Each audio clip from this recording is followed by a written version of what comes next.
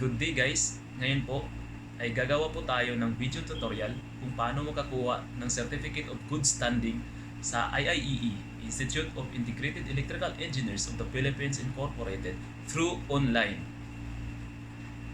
Ito pong video ay para makatulong sa gustong mag-renew ng kanilang PRC license sa REE, RME at saka sa PEE, which is kailangan po ng Certificate of Good Standing para ma-process sa PRC yung renewal. Tara na po at simulan na natin.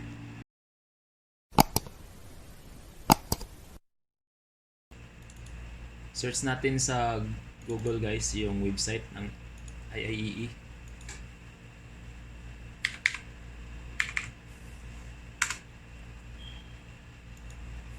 So dito sa home, halimbawa guys nga pala, kung may mga concern kayo, may mga katanungan, pwede kayo dito mag-email sa ticketing na section nila kung ano yung concern nyo. Halimbawa sa membership, ID replacement, COGS, forgot password or others. Dito i-fill upan nyo lang yung box, tapos mag-extra kayo dito ng email kung ano yung concern nyo. So punta na tayo sa others.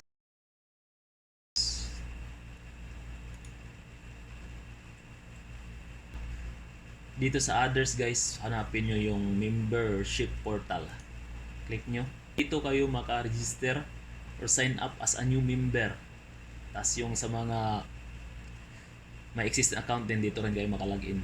Sa atin may account na tayo, login na natin. Click here. So dito guys, yung IEE portal. Dito nyo masi-search yung yung status ng membership nyo. Login lang tayo guys.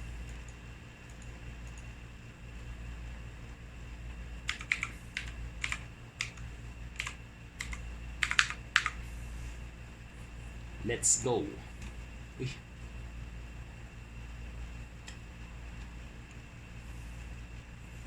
So dito, profile, change chapter, member, request, CPD points, member payments, DragonPay. Dito sa personal information guys, pwede kayo maka-edit, explore nyo lang to. Tapos kung may change kayo sa status nyo, save changes lang. So check din natin yung CPD points. Kung gusto nyo makita yung CPD points nyo, check natin. Sa akin wala, 0 yung CPD points ko guys. So punta na tayo sa member request. Dito sa member request, dito sa request type, then click request type. COGS, Certificate of Good Standing, request regular member.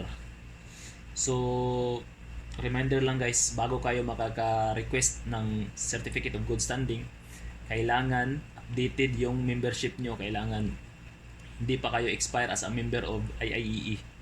So sa akin, dahil expired na rin ako as a member, ni-renew ko muna yung membership ko dito lang sa renew membership only, worth 1,500. Kung gusto niyo naman mag-ID, dito may choices naman.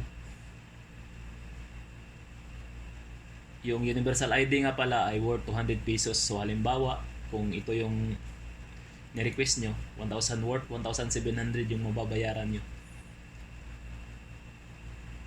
So punta na tayo dito guys sa renew. Membership only lang naman yung kinuha ko. Bayad ako ng 1,500. Dito i-add request nyo lang guys. Pag add request nyo, makikita nyo dito sa request history. Dito sa status, kung for payment pa siya. Binayaran ko to nung June 22. Mag-iilaw tong pay kung pwede na siya bayaran for payment. Tas i-check nyo lang yung status nyo dito sa DragonPay list. By the way guys, nagbayad ako through GCash, Paybills, sinerge ko lang yung DragonPay. Tapos mag-i-email din naman sila sa'yo sa process ng pagbayad through DragonPay. Dito makikita nyo yung status. Kung nabayaran nyo na, may reference number naman, success. June 22, 2022. Tapos ma-check nyo rin kung renewed na ba kayo as a member. Dito sa profile, click nyo lang yung profile. Check nyo lang dito sa certificates guys kung renewed na ba kayo as a member. Kasi itong membership certificate, hindi ito available kung hindi pa kayo nakabayad ng 1.5 or hindi pa success yung status doon sa member payments nyo. So check natin kung renewed na ba tayo. Click natin yung print icon. So makikita nyo guys, may certificate na tayo as a updated or renewed member ng IIEE. Balik tayo sa member request after nyo ma-renew. So doon na pwede na tayo makapag-request ng COGS, Certificate of Good Standing. So reminder lang guys, COGS request is subject for chapter's president approval before the payment button will enable.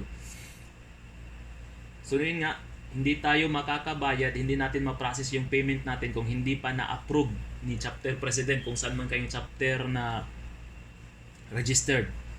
So halimbawa, yun sa case ko, hindi na-approve agad ng chapter president namin. Siguro maraming ginagawa. Chat ako sa messenger sa IIEE page namin sa chapter namin. Then after ma-approve yung request nyo,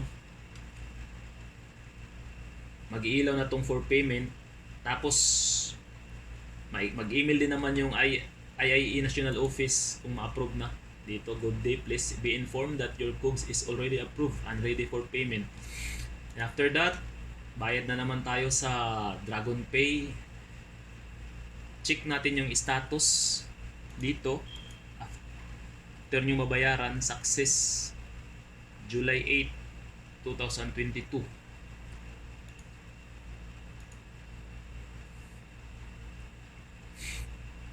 Then balik tayo sa member request. Yung status for printing. So dito guys, sa icon na to, mag-iilaw yung COGS. So ito na guys, yung Certificate of Good Standing natin. Ready for print. Ganyan lang kadali guys, kuha ng Certificate of Good Standing through online. Sobrang dali na guys, tapos wala nang masyadong hassle. Yun lang guys, salamat, sana marami kayong natutunan.